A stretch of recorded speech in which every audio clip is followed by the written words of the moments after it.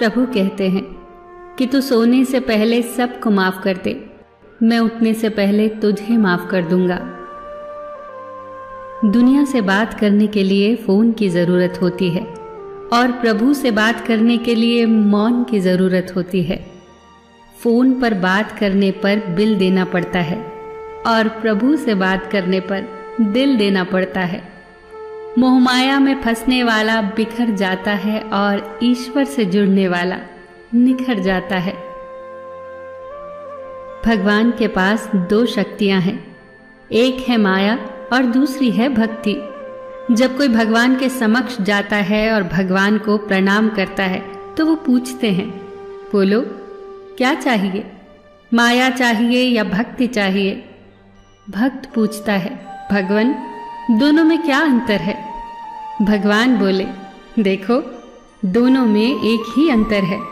अगर तुम्हें नाचना हो तो माया ले जाओ और अगर मुझे नचाना हो तो भक्ति ले जाओ, क्योंकि जीव जिसके वश में रहे उसका नाम माया और भगवान जिसके वश में रहे उसका नाम भक्ति। भगवान के राज्य में समस्त संसार नाचता है, जबकि भक्ति के राज्य में भगवान स्वयं नाचते हैं। इतनी ऊंचाई न देना प्रभु कि धरती पराई लगने लगे, इतनी खुशियां न देना प्रभु कि किसी के दुखों पर हंसी आने लगे। नहीं चाहिए ऐसी शक्ति जिसका निर्बल पर प्रयोग करूं, नहीं चाहिए ऐसे भाव कि किसी को देख देख जल मरूं। ऐसा ज्ञान मुझे मत देना अभिमान जिसका होने लगे, ऐसी चतुराई भी न देना कि लोगों को छलने लगूं। किसी ने पूछा भक्ति क्या है? बहुत ही प्यारा जवाब, भक्ति हाथों पैरों से नहीं होती, वरना विकलांग कभी न कर पाते। भक्ति न ही आंखों से होती है, वरना सूरदास जी कभी न कर पाते। न ही भक्ति बोलने और सुनने से होती है, वरना गूंगे बहरे कभी न कर पाते। न ही भक्ति धन और ताकत से होती है, वरना गरीब और कमजोर कभी न कर पाते। भक्ति केवल भाव से होती है, एक एहसास है भक्ति जो हृदय से होकर विचारों में आती है और हमारा प्रेम परमात्मा से जुड़कर रिश्ते में बदल जाता है। भक्ति भाव का सच्चा सागर है। भगवान ने इंसान को जब बनाया था तो उसे सब चीजें दी, पर एक चीज इंसान के हाथों से नीचे गिर गई, जिसे भगवान ने अपने पैरों के नीचे दबा दिया। इंसान के चले जाने के बाद भगवान से किसी ने पूछा, आपने अपने चरणों के नीचे क्या छिपाया है जो इंसान को वापस नहीं दिया? तब भगवान बोले, मैंने अपने चरणों के नीचे शांति छिपाई है। इंसान सदैव इसके लिए तरसता रहेगा, वो हर जगह इसे ढूंढेगा पर नाकाम रहेगा और आखिर में उसे ये मेरे चरणों में आकर ही मिलेगी। मनुष्य का ये स्वभाव है कि वो सुख में ईश्वर को याद नहीं करता, पर दुख में उसे सबसे पहले ईश्वर का ही स्मरण होता है। किसी ने पूछा, भगवान कब याद आते हैं?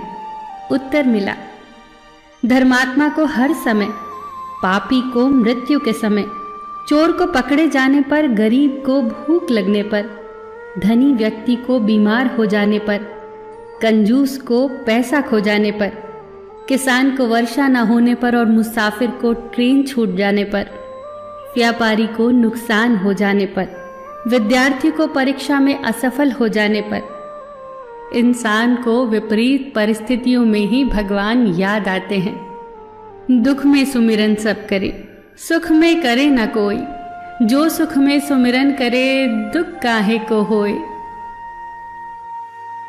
सब दरवाजे बंद हो जाएं तो भी एक दरवाजा कभी बंद नहीं होता, और वो है ईश्वर का दरवाजा।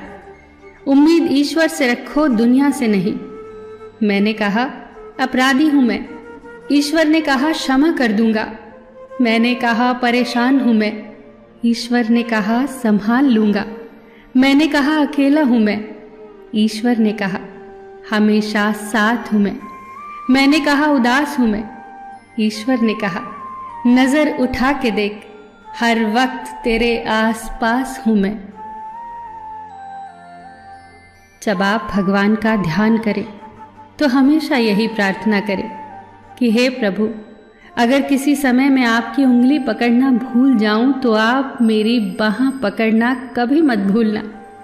अगर मैं आपको कहीं साथ चलने के लिए बोलना भूल जाऊं तो भी आप स्वयं मेरे साथ चलना कभी मत भूलना।